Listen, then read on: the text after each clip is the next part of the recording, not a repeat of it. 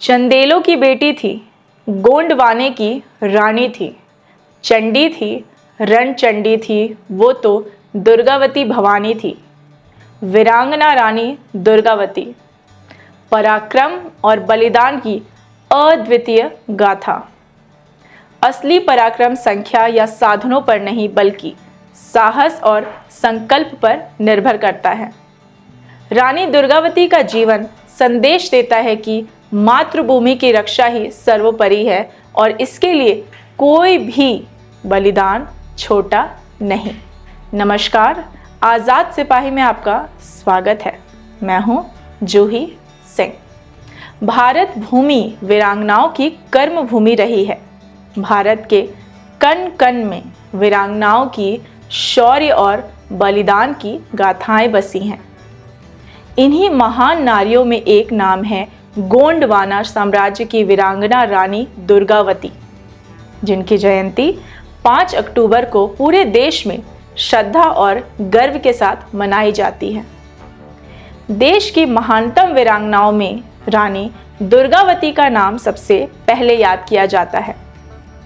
इन्होंने मातृभूमि और अपने आत्मसम्मान की रक्षा के लिए अपने प्राणों का बलिदान कर दिया।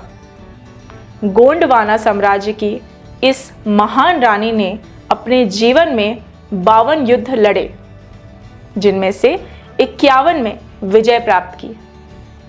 उन्होंने न सिर्फ अपने राज्य की रक्षा की बल्कि जन कल्याण और जल संरक्षण के क्षेत्र में भी उल्लेखनीय कार्य किए। रानी दुर्गावती केवल गोंडवाना की नहीं बल्कि पूरे भारत की अस्मिता और गौरव का प्रतीक है।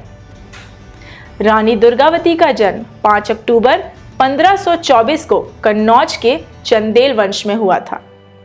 उनके पिता कृति सिंह चंदेल के एक पराक्रमी राजा थे। बचपन से ही दुर्गावती ने अस्त्र शस्त्र की शिक्षा ली, घुड़सवारी और युद्ध कला में दक्ष थी। उनकी वीरता और अद्वितीय नेतृत्व क्षमता को देखते हुए उनका विवाह गोंडवाना के राजा दलपत शाह गोंड से हुआ। विवाह के पश्चात वह गोंडवाना की महारानी बनी। विवाह के केवल 4 वर्ष बाद राजा दलपत शाह का निधन हो गया। उस समय उनके पुत्र वीर नारायण मात्र 3 वर्ष के थे। दलपत शाह गोंड के निधन के बाद रानी दुर्गावती ने अकेले ही गोंडवाना की भागदौड़ संभाली। अपने नाबालिग पुत्र वीर नारायण के साथ रानी ने गोंडवाना की जनता का नेतृत्व किया। वह जनता की प्रिय रानी बनी। उनकी नीति न्याय और विकास पर आधारित थी। अपने शासनकाल के दौरान रानी ने कई मंदिर, मठ, कुएं, बावड़ियां और धर्मशालाएं बनवाई। प्रजा की सुरक्षा, सिंचाई के साधन तथा किसानों को सहयोग देना उनकी प्राथमिकताएं थी। 16वीं शताब्दी में जब पूरे भारत में मुगलों का अत्याचार बढ़ रहा था, तब गोंडवाना की ओर भी उनकी नजरें गड़ गई।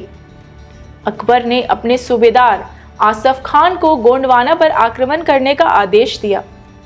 मुगलों की विशाल सेना और अत्याधुनिक हथियारों के सामने रानी दुर्गावती ने धैर्य और वीरता के साथ मोर्चा संभाला। उन्होंने केवल 20,000 सैनिक के साथ मुगल सेना का मुकाबला किया। यह युद्ध 24 जून 1564 को नाराई नामक स्थान पर लड़ा गया। रानी दुर्गावती स्वयं घोड़े पर सवार होकर युद्ध भूमि में डटी रही। उन्होंने असाधारण पराक्रम का परिचय दिया और दुश्मनों को भारी क्षति पहुंचाई, लेकिन संख्या और साधनों की कमी के कारण गोंडवाना की सेना धीरे धीरे कमजोर पड़ने लगी। युद्ध में रानी गंभीर रूप से घायल हो गई। गले और आंख में तीर लगने के बाद भी रानी ने युद्ध भूमि नहीं छोड़ी। जब उन्हें लगा कि वह मुगलों के हाथों जीवित पकड़ी जाएगी तो उन्होंने अपने प्राणों का बलिदान कर दिया। रानी दुर्गावती का बलिदान केवल गोंडवाना नहीं बल्कि पूरे भारत के लिए प्रेरणा बन गया। उनका जीवन इस बात का प्रमाण है कि भारत की बेटियां भी तलवार उठा सकती हैं और विदेशी आक्रांताओं का सामना कर सकती हैं।